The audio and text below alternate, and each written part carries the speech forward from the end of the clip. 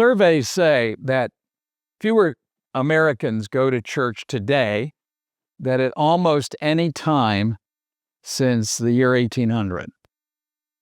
Some people say that church is boring and irrelevant.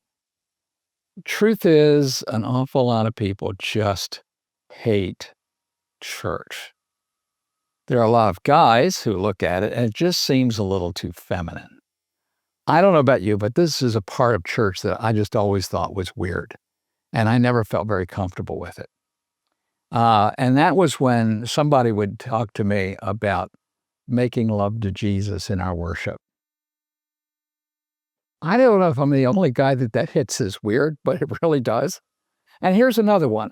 Let's hold hands with the person next to you. Let's not and say we did. There's really nothing that makes me get up in the morning and want to go hold hands with a strange guy. I mean, why do people hate church? Sometimes it's just too weird. Sometimes it's just too irrelevant. Why do people hate church? I think at the end of the day, it's because it doesn't work that well for them. There's a disconnect between the way they live Monday to Saturday, especially Saturday night, and Sunday morning.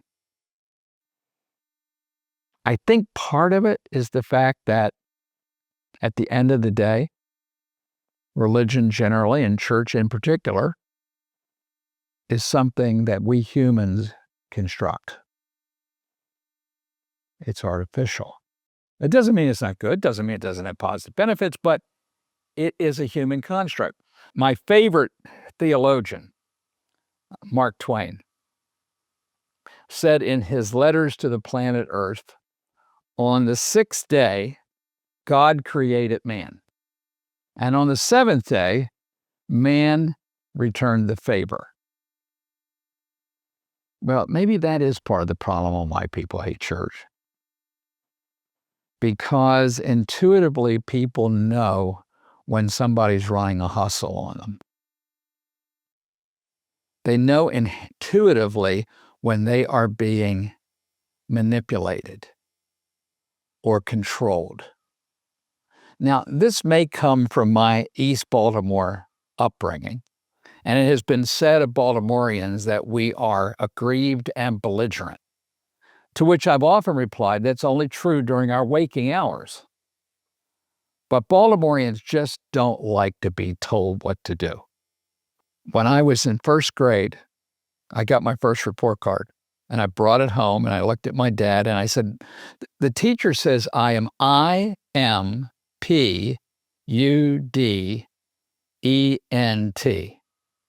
Now, I didn't know that word was impudent, but I looked at my father and I said, Dad, what does that mean? He said, that means you go 7 days without television. Reminds me of a story of a little boy who was in church with his mother. And the pastor said, now let us all stand and pray. And the little boy just sat there.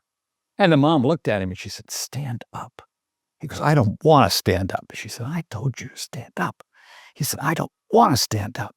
So she took her index finger and thumb and put it in that little spot in a boy's elbow that God created to get them moving when they don't want to move. He jumps up and he looks at his mother, and with an air of defiance, he said, I might be standing up on the outside, but I am sitting down on the inside. Why do people hate church? Because none of us really like having people tell us what to do. Which is interesting because Jesus didn't work very hard to get people to go to church. In fact, some of the harshest things he ever said was about religion and about religious leaders. When Jesus wanted to connect people to God, he would say, look at the birds. God takes care of them. Look at the flowers of the field. He drew their attention to nature. He connected them with God by answering their questions or by raising questions. If they were hungry, he fed them. If they were sick, he healed them. He didn't try to get them to go to church. He connected them to the Father. A lot of the folks who are watching this are church people. Some of you may be pastors or Sunday school teachers, small group leaders, worship leaders. And some of you are probably either chuckling right now or you're grating your teeth. But I just put it to you. Why do people hate church? I have a feeling that if, in fact, our lives are not the result of random chance, if we're not just the result of some stray molecules coming together, but we are the result of divine design, which I think is the real point of the creation story, that God himself got down in the dirt, formed the first man, breathed his own breath into him. If that's really where we come from, isn't there something at the core of every one of us that yearns to get connected? Why do people hate church? Because when they walk out, they didn't feel connected. Now, in the American church, we are really good at turning everything into a technology. Whether it is leading people to Christ, 4 spiritual laws, not 3, not 5, we got 4. There's the Roman road where we will walk you through the scriptures in the book of Romans so that you can lead people to Christ. We have technologies for worship. We have technologies for designing buildings. So here's where church is now. Those who recognize that people hate church have decided, you know what we need? We need better entertainment. Light, camera, action. We need hotter music. We need better worship teams. We need better lighting. We need smoke machines. We don't actually have a connection with God, but we'll make you feel like we did. We'll do 20 minutes of music and a TED Talk and send you off for another week and be surprised that you believe you can get along on just one of these shows a month. Connecting to God is the solution. In the very last book of the Bible, the book of Revelation, which we normally connect to end times, it's a fascinating story about a church that lost their connection to God.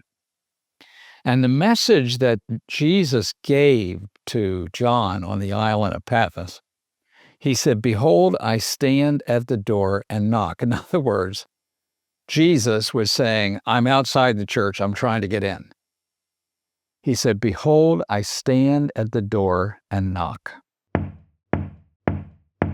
If anybody hears my voice and opens the door, I will come in and I will eat supper with him, and he'll eat supper with me." Let's strip all the religion off of this. If Jesus said it, it's true everywhere, all the time, and for everybody. And Jesus said, if you'll just open the door. That means in the recesses of our own heart, of our own individuality, of our own personhood, if we will just open the door, he will say, "Come in." The little chorus I used to sing when I was a boy, it simply went like this. Come in to my heart, Lord Jesus, there is room in my heart for you. Come into my heart, Lord Jesus, there is room in my heart for you. That kind of prayer will connect you to God. It might not change the way you feel about church, but it will connect you to God. And that's what I'd like to invite you to do today, right now. I'm Dr. Gary Kellner. Thank you for joining us today on Fair Game.